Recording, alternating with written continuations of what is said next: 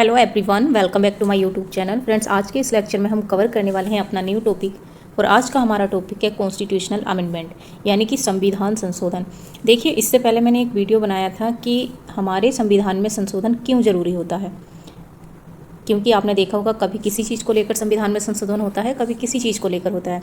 तो ये हमें जानना ज़रूरी है कि संविधान में संशोधन क्यों होता है, तो उस पर पर्टिकुलर एक वीडियो बना है। अगर आपने नहीं देखा है तो आप देख सकते हैं। और आज हम पढ़ेंगे कि संविधान संशोधन कितने टाइप से होता है, यानी कि कैसे होता है, किस किस तरह से होता है और हमारे संविधान में इसका कहाँ पर प्रावधान है, यानी कि ये कहाँ कौन से आर्टिकल में इसके बारे में बात की गई है। तो वीडियो के एंड तक बनी रहिएगा, बिल्कुल भी स्किप मत कीजिएगा। अब देखते हैं कि ये जो हमारा कॉन्स्टिट्यूशनल अमेंडमेंट है ये हमारे संविधान में कहाँ पर है। देखिए, आर्टिकल 368 क्या करता है, पार्लियामेंट को पावर देता है कॉन्स्टिट्यूशन में अमेंडमेंट करने की। ठीक, ये क्या कर सकता है, मतलब पार्लियामेंट क्या कर सकती है, ऐड कर सकती है, चेंज कर सकती है, रिमूव कर सकती है किसी भी प्रोविज़न को। ठीक, संसद किसी भी प्रोविज़न को उसमें ऐड भी कर सकती है, चेंज भी कर सकती है और रिमूव भी कर सकती है। आई होप इतना क्लियर हुआ। आर्टिकल याद रखिएगा, कॉन्स्टिट्यूशनल अमेंडमेंट कहाँ पर आता है, आर्टिकल 368 में आता है। और किसको पावर है, ये पार्लियामेंट को पावर है। ठीक, आई होप ये आपको क्लियर हुआ होगा। लेकिन it can not alter the basic structure, लेकिन संविधान के मूल ढांचे को नहीं चेंज कर सकते। अब ये मूल ढांचा क्या होता है, ये जुडिशियरी से रिलेटेड होता है, ये प्रेसिडेंट से रिलेटेड होता है, तो उसे क्या होता है, ये मतलब चेंज नहीं कर सकते। और ये जो बेसिक स्ट्रक्चर का जो बेसिक स्ट्रक्चर जो है ये कहाँ से निकल कर आया था, ये 1973 में जब केशवानंदन भारती केस हुआ था, उसके बाद से ये कौन सा प्रिंसिपल जोड़ा गया, बेसिक स्ट्रक्चर का। ठीक है, और जो ये सारे केसेस हैं ना, इनसे रिलेटेड भी मैंने एक वीडियो आपको प्रोवाइड करा, एक नहीं बल्कि 2 वीडियो प्रोवाइड कराई हैं। अगर आपने नहीं देखी हैं तो आप देखिएगा। देखिए, फर्स्ट वीडियो में हमने 25 इंपॉर्टेंट केसेस को पढ़ा है, उनके बारे में जाना है कि कौन सा केसेस कब हुआ। और सेकंड जो वीडियो है वो 25 केसेस से रिलेटेड इंपॉर्टेंट MCQ की है, यानी कि जो भी उनसे रिलेटेड क्वेश्चन बनते हैं, एग्जाम में बार बार बने हैं और देखे गए हैं, तो उनसे रिलेटेड है। तो आप ये दोनों वीडियो को कवर कीजिएगा। और ये दोनों वीडियो आपको कहाँ मिलेंगी, इंडियन पॉलिटी MCQ करके एक प्ले लिस्ट है उसमें मिलेगी, और एक इंडियन पॉलिटी की प्ले लिस्ट है और उसमें भी मिलेगी आपको। ठीक है, तो आप इजीली वहाँ से देख सकते हैं कि केशवानंदन भारती केस क्या था। अब देखते हैं कि संविधान में संशोधन कितने तरीके से होता है। एक तो होता है, देखिए, सिंपल मेजोरिटी से, यानी कि साधारण बहुमत से। दूसरा होता है विशेष बहुमत से, यानी कि स्पेशल मेजोरिटी से। और तीसरा होता है स्पेशल मेजोरिटी प्लस स्टेट का कंसेंट लेना जरूरी होता है। ठीक, अब ये देखिए, इसमें एक बात ये ध्यान देने योग्य है कि जो आर्टिकल 368 है ना, उसमें केवल 2 तरह के मतलब संविधान संशोधन के 2 टाइप्स बताए गए हैं। अब ये कौन कौन से हैं, एक स्पेशल मेजोरिटी और एक special majority plus state consent, यानी कि राज्यों से कंसेंट लेना जरूरी है। जो ये हमारा सिंपल वाला है ना, तो ये हमारे आर्टिकल 368 में नहीं आता है। ठीक, और अगर आप ये सोच रहे हैं ये कंटेंट मैंने कहाँ से लिया है, तो ये देखिए, ये M लक्ष्मीकांत बुक से लिया है। तो आप उसमें इजीली देख सकते हैं जाकर, जो संविधान संशोधन का चैप्टर है उसमें क्लियरली लिखा है कि ये जो साधारण बहुमत से संशोधन है ये आर्टिकल 368 के अंतर्गत नहीं आता है। ठीक, इस पर हम डिस्कस करेंगे आगे। अभी सिंपल आप ये इतना जानिए कि संविधान संशोधन में कितने तरीके से होता है, 3 तरीके से होता है, सिंपल, स्पेशल और प्लस राज्यों की कंसेंट। ठीक है, अब देखते हैं कि आर्टिकल 368 में जो संशोधन की प्रक्रिया है उसमें क्या क्या बोला गया है। देखिए, जो अमेंडमेंट बिल होता है ना, वो can only be introduce in either house of parliament, not in state legislature. यानी कि जो हमारा ये अमेंडमेंट से रिलेटेड जो भी बिल होता है ये ओनली पार्लियामेंट में पेश किया जाता है। ठीक, स्टेट लेजिस्लेचर में नहीं, इस चीज़ को याद रखिएगा। अब देखते हैं, ये जो अमेंडमेंट से रिलेटेड बिल होता है ये कोई भी मिनिस्टर, यानी कि एनी मिनिस्टर और प्राइवेट मेंबर भी इंट्रोड्यूस कर सकता है। ठीक, और इससे पहले क्या हो सकता है, प्रेसिडेंट की नीड नहीं होती, यानी कि राष्ट्रपति की अनुमति लेना जरूरी नहीं है। अभी तक हमने 2 पॉइंट पढ़े। क्या, जो ये कॉन्स्टिट्यूशनल अमेंडमेंट से रिलेटेड बिल होता है ये हम सिर्फ पार्लियामेंट में ही इसको इंट्रोड्यूस कर सकते हैं, यानी कि पार्लियामेंट में इसको ला सकते हैं, स्टेट लेजिस्लेचर में नहीं। सेकंड पॉइंट हमने क्या पढ़ा कि इसको कोई भी मिनिस्टर या प्राइवेट मेंबर ला सकता है, और इससे पहले हमें राष्ट्रपति यानी प्रेसिडेंट की अनुमति लेना जरूरी नहीं है। ठीक, यानी कि जो प्रेसिडेंट का अप्रूवल है उसको लेने की कोई ज़रूरत नहीं है।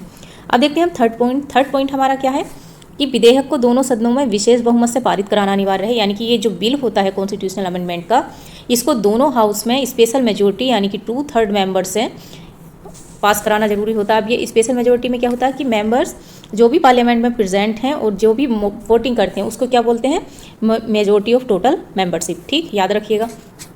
अब फोर्थ पॉइंट हमारा क्या है, अगर दोनों सदनों में यानी कि both houses must pass the bill separately, यानी कि दोनों जो हमारे हाउसेज हैं उनमें ये अलग अलग पारित हो जाता है। ठीक, मतभेद होने पर इसमें संयुक्त बैठक नहीं होती, यानी कि अगर दोनों में फॉर एग्जांपल किसी चीज़ को लेकर कॉन्स्टिट्यूशनल अमेंडमेंट होना है, अब वो लोकसभा में भी बिल जाता है और राज्यसभा में भी जाता है, लेकिन दोनों क्या है, एग्री नहीं है, मतलब दोनों एग्री नहीं है, तो ऐसे में क्या जॉइंट सेशन मतलब लाया जा सकता है, बैठक बुलाई जा सकती है?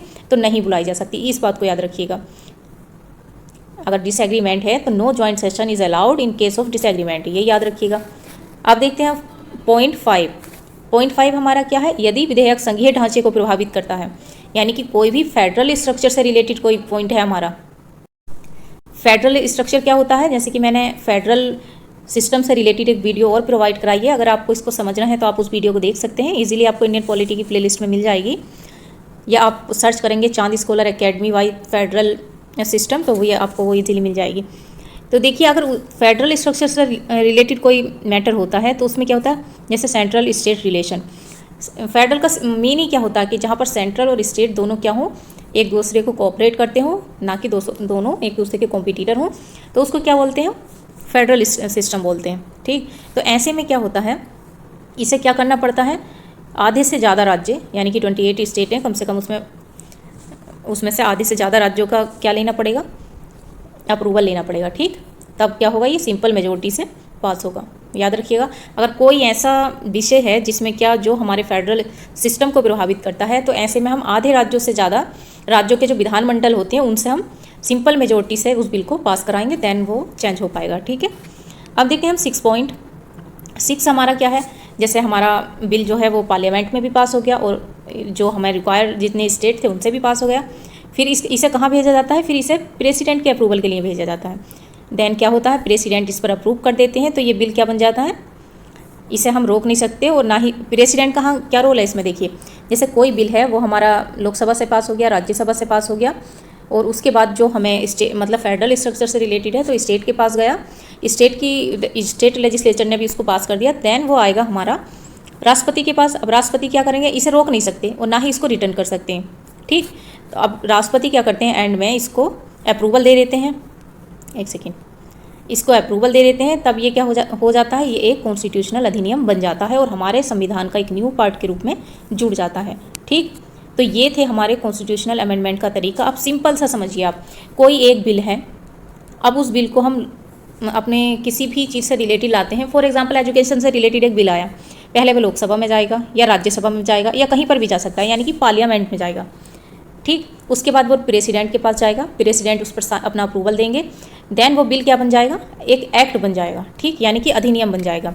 यहाँ ये बात याद रखिएगा कि ऑल बिल यानी कि जितने भी बिल होते हैं वो क्या होते हैं, एक्ट होते हैं, और कोई भी जो भी एक्ट होते हैं ना, सॉरी जो भी मतलब जितने भी बिल होते हैं वो एक्ट नहीं होते, क्योंकि कुछ ऐसे होते हैं कि बिल ही रह जाते हैं, वो एक्ट नहीं बन पाते, क्योंकि कभी लोकसभा से पास नहीं हुआ, कभी राज्यसभा से पास नहीं हुआ, कभी प्रेसिडेंट का अप्रूवल नहीं मिला, तो वो बिल ही रह जाते हैं।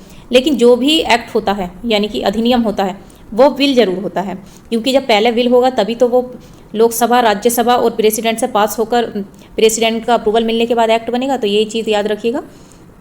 एक बार देखिए, थोड़ा सा आपको मिसअंडरस्टैंडिंग ना हो, फिर से क्लियर करती हूँ कि सभी बिल एक्ट नहीं बनते। ठीक, लेकिन सभी एक्ट क्या होते हैं, पहले बिल होते हैं, ये इस चीज़ को ध्यान रखिएगा। अब देखते हैं, हम पहले पढ़ेंगे सिंपल मेजोरिटी। यहाँ पर मैं आपके लिए थोड़ा सा एक ऐसे ट्रिक बनाकर लेकर आई ताकि आपको याद रहे। देखिए, सिंपल मेजोरिटी में क्या होता है, ये एक छोटे बदलाव के लिए होता है, यानी कि माइनर चेंजेस के लिए, जैसे सिटीजनशिप हो गया, रूल ऑफ प्रोसीजर हो गया, तो इसके लिए हम सिंपल मेजोरिटी लेकर आते हैं। इसमें क्या होता है, जो भी मेंबर प्रेजेंट होते हैं वो वोटिंग करते हैं, यानी कि जो भी पार्लियामेंट में मेंबर प्रेजेंट होंगे वो वोटिंग करेंगे। इसमें स्टेट का अप्रूवल रिक्वायर नहीं होता, यानी स्टेट से मंजूरी लेने की इसमें कोई ज़रूरत नहीं होती। तो ये है हमारा सिंपल मेजोरिटी। उदाहरण जैसे मैंने आपको एग्जांपल दिया, सिटीजनशिप एक्ट अमेंडमेंट और नंबर ऑफ लोकसभा सीट्स। अब इसको आप याद कैसे रखेंगे, मैं ये सिर्फ आपको याद करने के लिए लेकर आई हूँ। अगर आपको वैसे याद है तो बहुत अच्छी बात है, वरना आप इसको इस तरीके से याद रख सकते हैं। जैसे छोटा सा काम है, बिल्कुल आसान रास्ता है, सीधी सी राह है, यानी इसकी सिंपल मेजोरिटी की चाह, यानी simple rule, simple tool, simple majority rule. ठीक, मतलब थोड़ा सा तो काम है, उसका एकदम सीधा सा रास्ता है, तो उसको हम क्या बोलेंगे, सिंपल मेजोरिटी, जहाँ पर स्टेट की रिक्वायरमेंट नहीं होती, ये याद रखिएगा। अब सेकेंड हमारा क्या है, स्पेशल मेजोरिटी यानी कि विशेष बहुमत। अब ये क्या होता है, आइए इसको देखते हैं। जब संविधान के किसी मतलब हम माइनर चेंज करते हैं तब क्या होता है, सिंपल मेजोरिटी होता है। जब हमें मेजर चेंज करना हो तब क्या होता है, जब हम कॉन्स्टिट्यूशन में मेजर चेंजेस लेकर आते हैं तब हमें एक स्पेशल मेजोरिटी की ज़रूरत पड़ती है। स्पेशल मेजोरिटी हमारी क्या होती है, टोटल का 2/3। और यहाँ पर भी हमारी स्टेट की रिक्वायरमेंट नहीं होती, यानी कि स्टेट की अप्रूवल नहीं होता। अब ये जैसे क्या है, जैसे 86 अमेंडमेंट आया राइट टू एजुकेशन, या 42nd अमेंडमेंट आया जिसको मिनी कॉन्स्टिट्यूशन भी बोलते हैं, तो एक मेजर चेंजेस था जो कि एजुकेशन को लेकर था। इसको तो हम मिनी कॉन्स्टिट्यूशन बोलते हैं, जिसमें तो ये इन दोनों ये एक बहुत बड़ा मेजर चेंजेस था। तो इसके लिए हमें क्या ज़रूरत पड़ी थी, इसके लिए हमें ज़रूरत पड़ी थी स्पेशल मेजोरिटी की। ठीक, तो अभी तक हमने 2 टाइप पढ़े, एक सिंपल मेजोरिटी और एक स्पेशल मेजोरिटी। दोनों में ही क्या पढ़ा हमने कि स्टेट की रिक्वायरमेंट बिल्कुल भी नहीं है। सिंपल वाले में क्या है, माइनर चेंजेस होते हैं, और स्पेशल वाले में क्या होते हैं, मेजर चेंजेस होते हैं। ठीक, अब इसका आप याद रख सकते हैं, जब हम मेजर चेंजेस करेंगे तो हमें संविधान का गेट खोलना पड़ेगा, जो कि स्पेशल मेजोरिटी के पास होता है। तो इस तरीके से आप याद रखिएगा, to open the big gate special majority is your fate, तो ये याद रखिएगा आप। अब थर्ड पढ़ते हैं हम, जो है हमारा एक special majority plus state consent, यानी कि राज्यों की मंजूरी लेना यहाँ ज़रूरी है, और ये हमारा फेडरल सिस्टम से रिलेटेड है। जब कोई भी विषय ऐसा हो जो सेंट्रल प्लस स्टेट दोनों को इफेक्ट करता हो, तो वो हमारा किस कैटेगरी में आता है, वो आता है हमारा थर्ड कैटेगरी में। इसको क्या बोलते हैं, विशेष बहुमत प्लस राज्यों की मंजूरी। आइए देखते हैं इसमें क्या होता है। देखिए, जब कोई भी अमेंडमेंट हमारे फेडरल स्ट्रक्चर को अफेक्ट करता है, लाइक पावर ऑफ प्रेसिडेंट या जुडिशियरी, तब हमें क्या होती है, हमें स्पेशल मेजोरिटी की नीड होती है पार्लियामेंट में, प्लस आधे से ज़्यादा स्टेट का कंसेंट लेना भी जरूरी होता है। फॉर एग्जांपल, जैसे जीएसटी आया, जीएसटी से क्या हुआ, स्टेट प्लस सेंट्रल दोनों पर इफेक्ट पड़ा, या सुप्रीम कोर्ट की पावर में कोई चेंजेस आता है तब भी हमारा फेडरल सिस्टम पर इफेक्ट पड़ता है, तब हमें स्टेट से कंसेंट लेना जरूरी होता है। अब देखिए, इसमें आप कैसे याद कर सकते हैं, ये भी मैं लेकर आई हूँ।